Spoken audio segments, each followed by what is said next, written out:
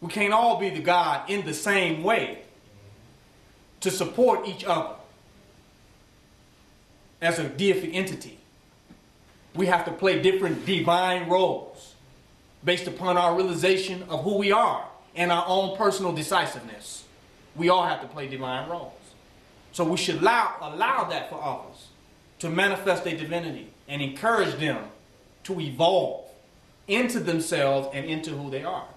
Now, the time that we spend doing anything other than that, we're not stopping them. Because in the sense of them really being a God, they're going to break through that anyway. But what we are stopping is ourselves. Because we're being distracted from the evolution of our own personal perfection. We're distracted because you can't focus on growing and becoming who you're supposed to be and watching and worrying about what somebody else is doing. Right. You're wasting time. Totally correct. You're wasting time. If you're concerned about anything else other than your perfection, of your evolution, of what you desire to manifest, if you focused on anything other than that, you're wasting time. And you're moving further towards failure than you are success, no matter whoever you are.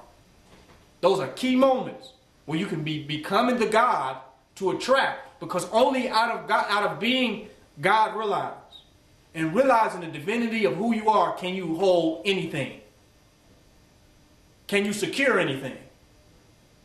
What you struggle for, you cannot have it. You have already lost it. Let it go and become a God. You feel what I'm saying?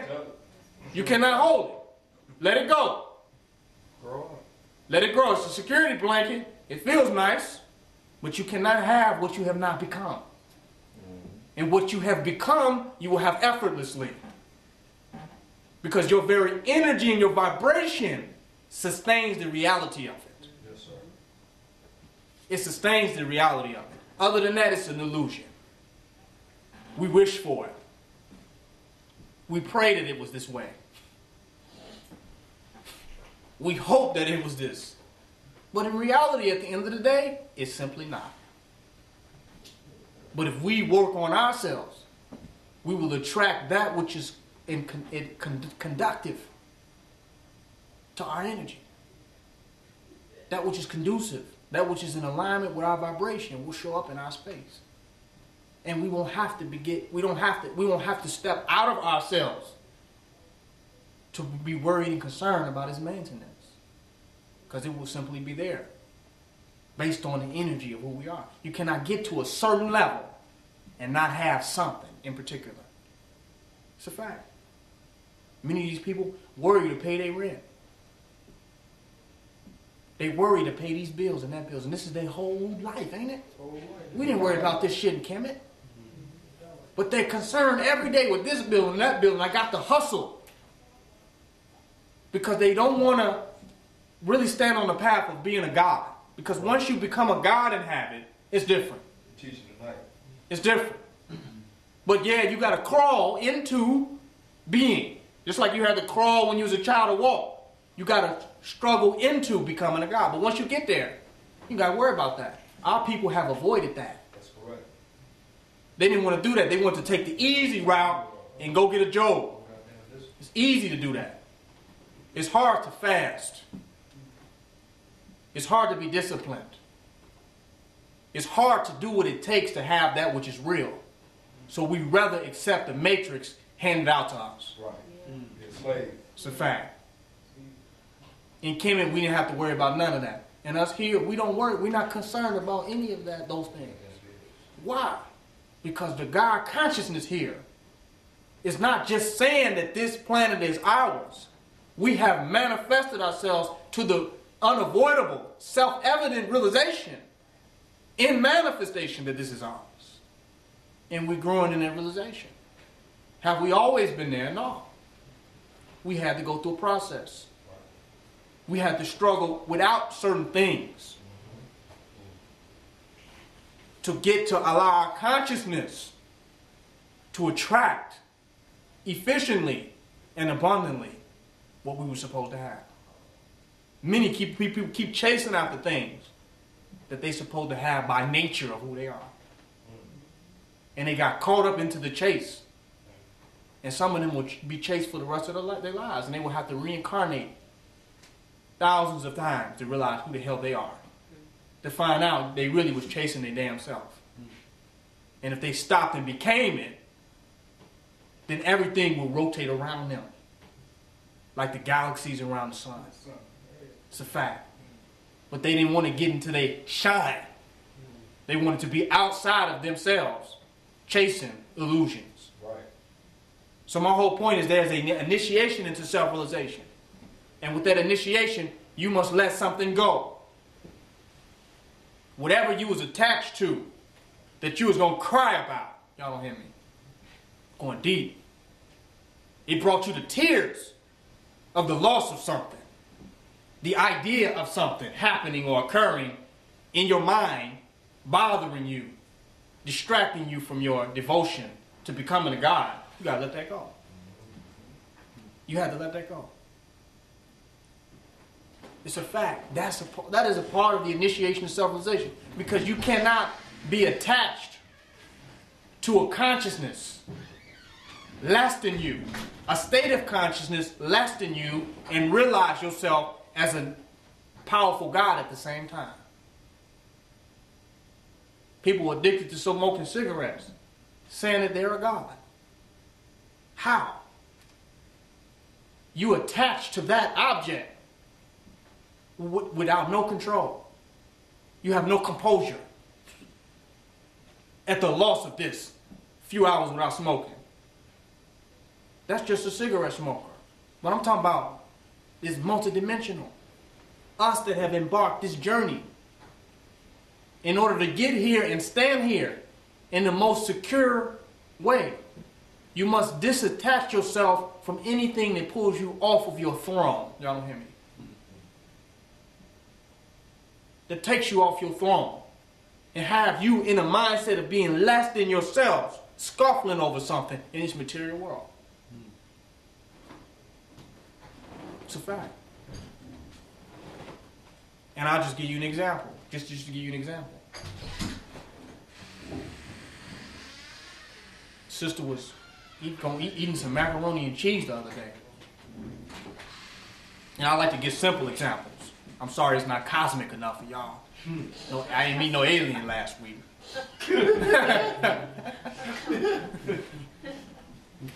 But they supposed to be eating a healthy diet and find themselves eating some macaroni and cheese. With the cheese and all that in it and the mucus or whatever. But I said, you know, it's not about the macaroni and cheese at all. Because you can eat what you want to eat. But it's about the consciousness of your personal integrity. If you have to compromise off your integrity, whatever it is, that's a problem. If in your mindset you're saying you're going to do this because this is the better way, I didn't tell you that. In your mindset, you're saying I'm going to live this way because this is a better way. You said that in your own mind. And you do something other, whatever it is, then now you have compromised your integrity. But we know the body is maintained based upon integrity. Your immune system is the integral relationship between all of your organs. The body's health is a state of integrity. So if you ain't got no damn mental and conscious integrity of the main functioning aspect of your nervous system, right? The number one component in the body, the brain. If you have no integrity there, then how long is your health going to last? Because the integrity is in the mind. Once you start breaking down here, it's not going to take no long for the rest of the body to break down.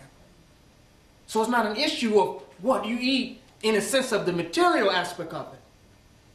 But what you know to be real and what you stand on that you have created within your own being. That's important. That's important. Because if you keep jeopardizing your integrity, eventually you will have nothing to stand for, stand by, stand with. And Malcolm said the man stands for nothing, falls for everything.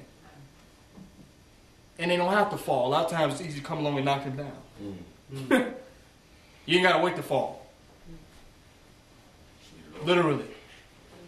So my point is that integrity is an issue in nation building. That it ain't about what you eat, it's what you stand on and what you can hold together based on how strong your consciousness is. Because stuff is only held together on consciousness. Go in any institution. The only thing holding it together is consciousness. Not pens and papers and paper clips and cash registers and uniforms. Consciousness is holding these institutions together. So if the integrity of the individuals begin to what? Break down, then the institutions fall. The individuals fall on the internal level, and the institutions fall on a collective level because there's no integrity there. Integrity can transform. You can have integrity of being a breatharian one day, integrity about being a raw foodist another, integrity about being a regular vegetarian or a vegan. Integrity could change. But integrity is a key component that cannot be done away with. You can have integrity about. That can change what you have integrity about. But having integrity within yourself, you get rid of that. You can throw the game away. You can throw the game away. There are crackheads with integrity that are stronger than people who are not on crack, who have no integrity. I'm teaching now because we get mythological. There's crackheads out there that know this is all I'm about to do is just crack. I ain't smoking no weed. Am I lying though? There's crackheads out there. I don't drink now. I'll just do crack. But they have integrity. When they lose that integrity, the police will be picking their ass up off the ground, taking them to the morgue. Only thing keeping that crackhead alive is his integrity. I'm serious. I'm going beyond our religious, moralistic type of paradigm of reality, showing you the power of human integrity. That is the real fortitude of a person. Not their religious beliefs and ideologies. Ideologies and beliefs change. You can have integrity as a Muslim one day and integrity to being a Christian another. But lose your integrity, you out of there. You out of there. So nation building is a challenge on human integrity. Because it's a place, whether you're going to be real about what you're real about, whatever that is, or you're going to fall to pieces. It's a fact. Nation building is that place where our integrity as individuals is magnified by the sincerity of the group. I will attest to that. If you're about something when it comes down to nation building, you will be about it. Or you'll realize that, hey, I'm not really on that. I'm not that deep. I'm not as black as I thought I was. I was just a little black. But damn, y'all black. Y'all really black. I saw a little racism on some Dr. King shit. Y'all black. I didn't know niggas could get that black. And I'm not talking about complexion. I'm talking about the mindset. I'm talking about the mindset that we have here. This is black power and black divinity as it has never been seen before. 100% on this planet. So my whole point about the initiation to self-realization is a challenge on each and every one of us. To be so sure about what we're creating that we lose all doubt in any area of our life. We're so sure about what we're focusing to move into. And let me give you another example. We're arguing with people about concepts. We're in a debate with them. This method versus that method. This time versus that time. That way versus that way. You will get to a certain level of consciousness where you're so absolutely sure about what you've decided that the debate wouldn't play that role with you anymore. Because if you've already decided how you're going to move, what you're going to do, what you live for, what you stand for, what is the debate for?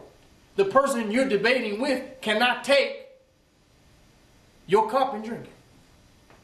The person that you're debating with cannot walk in your shoes.